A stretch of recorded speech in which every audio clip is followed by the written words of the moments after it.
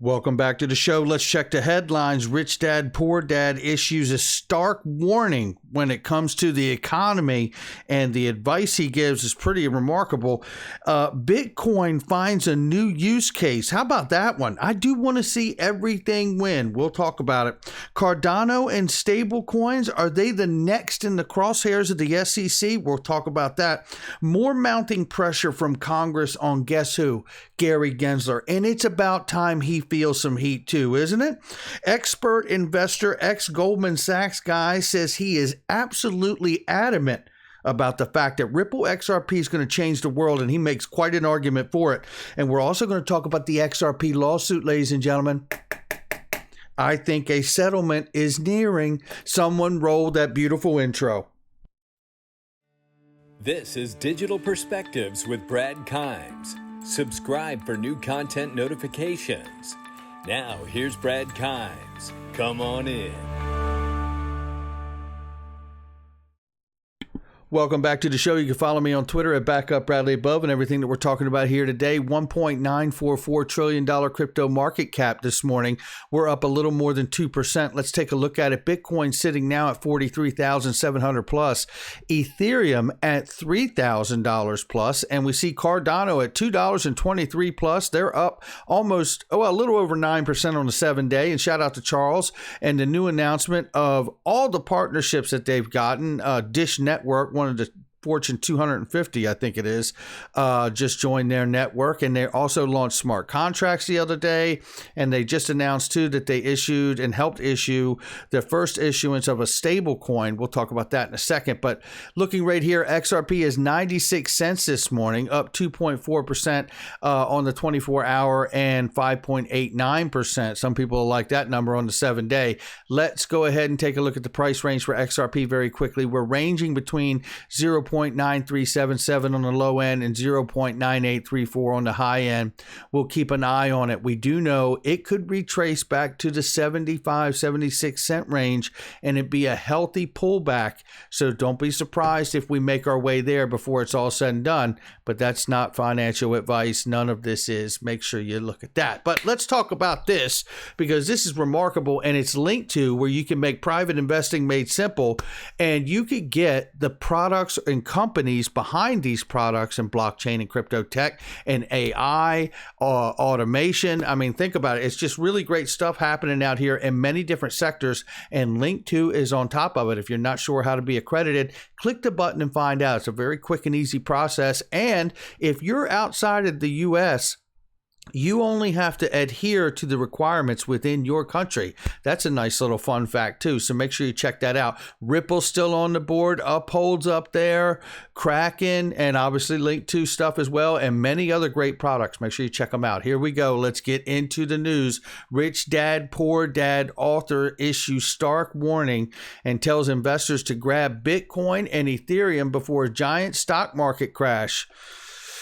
We've talked about this. At some point, there's going to be a pay-to-piper moment. And, just because at times when we would see the stock market going up, I would say at that moment when that was happening, I'd say just because something is overbought doesn't mean it's still a great investment.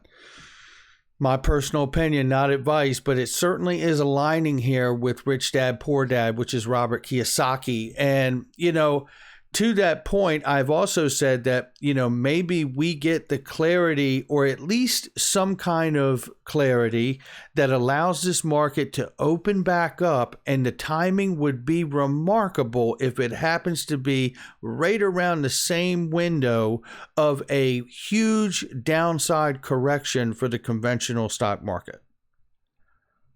And then I would say politically, you would see a lot of people adopt probably the narrative that says, well, it's not so much that things are bad in the conventional stock market so much as that some of this money's just moving to this new asset class for the opportunity to invest in it.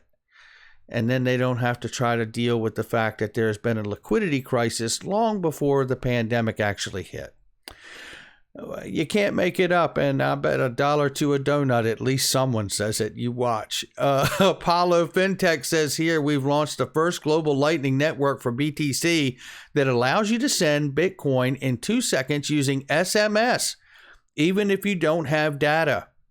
We have also finished our voucher system, allowing merchants to carry instant load vouchers for BTC and other cryptos, says Stephen McCullough. Now, look, I have to say, anytime we can see a project, be it Bitcoin, which has been, a failed payment currency, moved into a store of value, which is great. If that's what people see it as, it's great. I'm not trying to knock on it. I hold some Bitcoin, full disclosure, hold Ethereum, full disclosure, and obviously, the rest of it, right? But the reality for me is I want to see all of these projects do well. When you see me point out negatives about Bitcoin or Ethereum or things of that nature, I'm just trying to be open-minded about it, just like we also cover the Ripple SEC case, which has been a nightmare for us too, right? So it's not like I just talk about, I think, XRP is going to be all this. We have things to go through also, right? And to that point, I hate having to tear down other things and projects like Ethereum of lately and things like that. We just want a level playing field where we can all compete and let the innovation prove itself out. Let us all get the same fair shake that Ethereum got, right? And let us get out there and run neck and neck, side by side, and find out who's got the better tech for whichever solution it's looking to solve the problem for. So, to me, that's all we want. That is all we want. It's certainly all I want. And here we see a TikTok influencer with 500,000 followers, and he says, you know what? Bitcoin is going to get slayed in the end, and shares how crypto and stable coins make up his trading strategy. And he takes James Rule takes a quote from it and says that his dad told him about XRP when he was 17. He said, and I've been in ever since, off and on, he said, I'm one of these people who think XRP is a better Bitcoin, and it actually tackles the payment problem better than Bitcoin can or ever will, he added. There's just some people that understand what the use case is, right? And for Bitcoin, I'm glad they're figuring out how to send it through the Lightning Network and hopefully save a ton of money on fees and the time that it takes to settle. And hopefully they're able to scale that to where they can do thousands of transactions per second, but that's not the case right now, right? So for me, I have to say, I think this young man is obviously making a fantastic point, and I'm glad he's got 500,000 people to tell it to. But here in a second, we're about to look at the case from Ripple and the SEC and about how there may be cooperation there that's absolutely revealing that there must be a settlement in play here. And then we look right here. We're also going to get into that Gary Gensler news where somebody's finally on his ass, and that is way overdue. And here we see Michael Val 5 Links, Hall of Famer, says software development company COTI announced a few hours ago the issuance of the first stablecoin designed to run on Cardano. And I love hearing that, and I'm excited about it. But I think at this point, we know that if you're launching stablecoins, Gary Gensler's made it clear in a testimony at Congress up on the Hill that he believes that they may, in fact, be securities. And we're about to hear on that in a second, because that's where the heat's coming from. And the U.S. Senator slams Gary Gensler. And we're talking about Senator Pat Toomey, who's not messing around. But there's even more information from what we covered over the weekend. So stay with me here, because this really gets intense. If you look at what he's laid out here, I mean, this is just like, boy, it reminded me of my father, like when he's had enough of me or one of my other siblings, and he starts laying down what's going to happen, what is going to happen. If you look at this, he's asking him to specifically explain that if there were to be a stable coin, how in the world that could be a security. And he leaves him no out when he lays this out here. Please list all guidance materials posted by the SEC.gov, investor.gov throughout the date, and your responses in reference to cryptocurrencies, tokens, digital assets, similar items that may omit items. He says, you recently stated, on August 5th, the senator warned that the public would benefit from additional congressional authority, write the rules, and attach guardrails, crypto trading and lending. Do you believe the SEC needs additional congressional authority to properly regulate the digital asset market space? case. I mean, he lays everything down here. He says, please list all publicly disclosed enforcement actions in chronological order taken since January 1st, 2021 through the date of your responses that references cryptocurrencies, tokens, digital assets, and similar items. He says, please list all exemptive orders arranged in chronological order as well. And please list all no action orders here, when it comes to crypto and stable coins. I mean, he's not messing around here. He says, at that hearing we had, you referenced the SEC had previously taken a position upheld in courts of acquisition interest in whiskey caskets were securities. In what ways are interest in whiskey caskets are comparable to interest in stable coins for purposes of analyzing whether a security exists? I mean, he's not messing around here. He's laid this out for him and says, look, you need to explain this to me. Is it your contention that such a stable coin constitutes an investment contract and is therefore a security? If so, could you explain why you believe such a stable coin would meet the expectation of profit prong of the Howey test? Wow. It's about time somebody start clamping down on his ass, because I tell you, this does not feel right at all. And what I've said about Gary Gensler making this huge power grab for crypto is thus far before Senator Pat Toomey, we've seen no one from Congress try to stop him. We've seen no one from the CFTC come out and constantly say, hey, get back in your own lane, Gary. We are the ones who are supposed to be overlooking this market. No, you hear nothing but crickets. So this gets interesting. Now, this is a reminder here that the basic idea of the partnership with Bhutan's central bank and Ripple, the Royal Monetary Authority, uses Ripple's CBDC solution to pilot a central bank digital currency in phases, as you would anything, right? This is what we're talking about here. While Ripple's being sued over XRP in the United States, we know that this central bank is absolutely piloting their CBDC launch on their private ledger, on Ripple's private ledger. It only takes two, because when two start using it, the rest of them have to, because the full-scale intended use of XRP as settlement creates such an efficiency and benefit as far as savings goes. There will be no option but for the rest of them to use it as well. Looking right here, this is Yoshitaka Kitao, original seed investor in Ripple.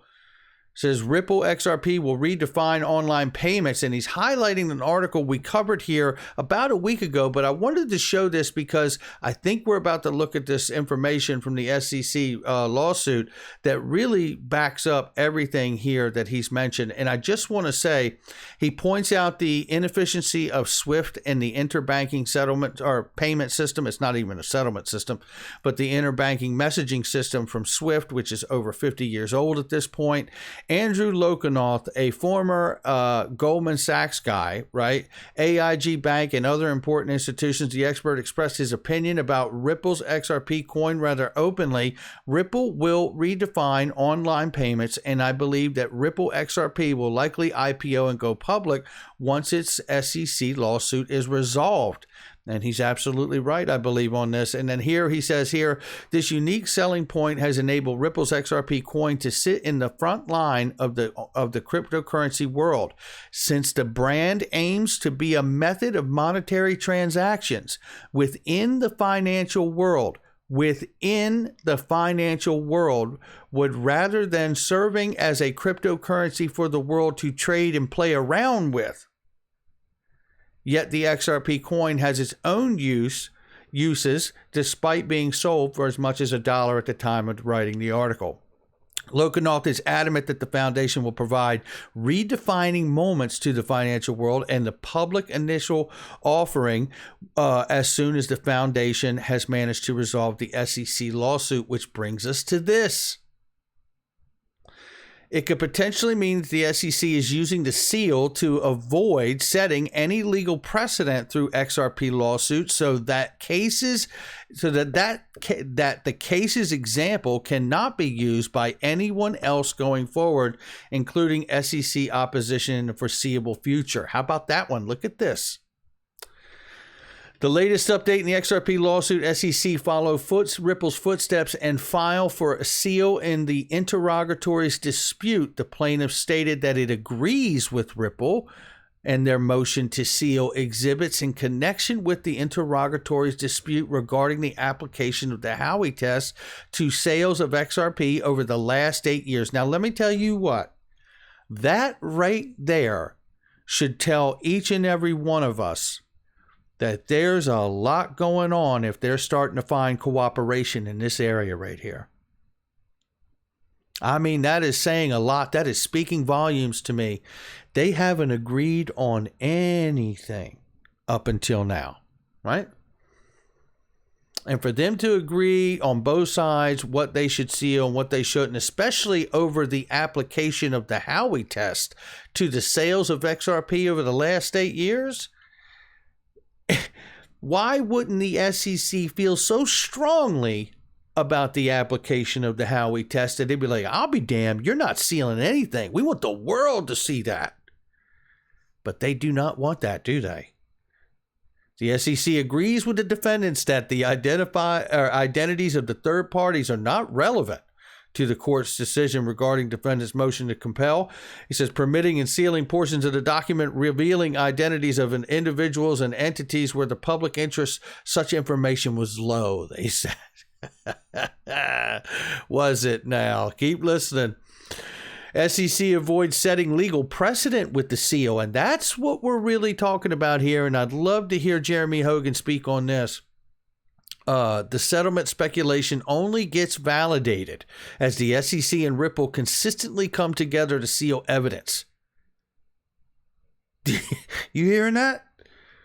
It could potentially mean that the SEC is using the seal to avoid setting any legal precedent through the XRP lawsuit so that the case's example cannot be used by anyone, including the SEC's opposition in the foreseeable future.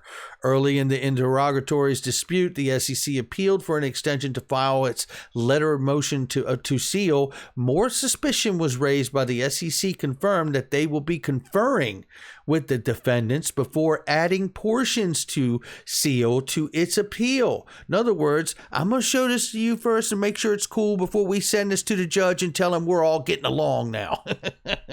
As the portion to seal were pertained to third parties' identities, the SEC approached the court for merit sealing. The seal and settlement speculation keeps moving in circles, bringing us back to SEC approaching Ripple for a seal to protect certain eminent individuals, secrets hidden in the exhibits. Furthermore, the lawsuit also saw the SEC file letter stating that it does not oppose Ripple's request to seal parts of certain exhibits in the interrogatories dispute. I tell you, this is getting more interesting by the day, ladies and gentlemen, and I also add to this. This is Rosie Rios, who in her tweet laid it down here. Rosie Rios claims that Ripple-affiliated digital currency is used for cross-border payments, which she believes sets it apart from other coins that are mainly useful for speculation. In other words, it's not crypto. In other words, when you hear government officials and regulators say that crypto's bad and it's got to go away, they're not talking about XRP. Because it's not just to play around with. And maybe someday soon, you may be lucky to hold some because maybe other people won't have the same opportunity to get it in the same manner that you and I have gotten it up until now. How about that one? Right? Looking right here, former U.S. Treasurer Rosie Rios recently typed out some words of praise for XRP's utility. In her tweet, Rios claims that the Ripple-affiliated digital currency is used for cross-border payments, which she believes sets it apart from other coins that are mainly useful for speculation. The ex-U.S. Treasurer, whose name was printed on billions of dollars of U.S. bank notes, it says here, believes that China's most severe cryptocurrency ban to date is somehow supposed to highlight the difference. XRP's primary purpose is facilitating cross-border payments, while other cryptos find their value in speculation. China's latest move brings this point home, and it really does. We have use case. That's the point. We have use case. And look at the board. You find me one other board of directors that has the level of integrity and professionalism and illustrious careers that Ripple does here. You find it. You find one other company that's got this level of people, treasury officials, right? Former Goldman Sachs, worked with G20 policymakers, JP Morgan, Craig Phillips, also with the Treasury, right? Adam Trademan, who's now over heading up SBI, Ripple Asia. I mean, you find these people on any other board, and I want you to bring it to me. That's going to do it for me. Something is in the works, is the way I feel, and that's where we're going to leave it on this day. Make sure you hit the like and subscribe, leave a comment below. This isn't financial advice from me or anyone else in the video, but I can tell you this. I'm excited about where we are. When this case is over, I firmly believe that XRP will be the most vetted and compliant asset on the face of the earth. And what do you think institutions will do about that once they have that kind of clarity? I'll catch you on the next one.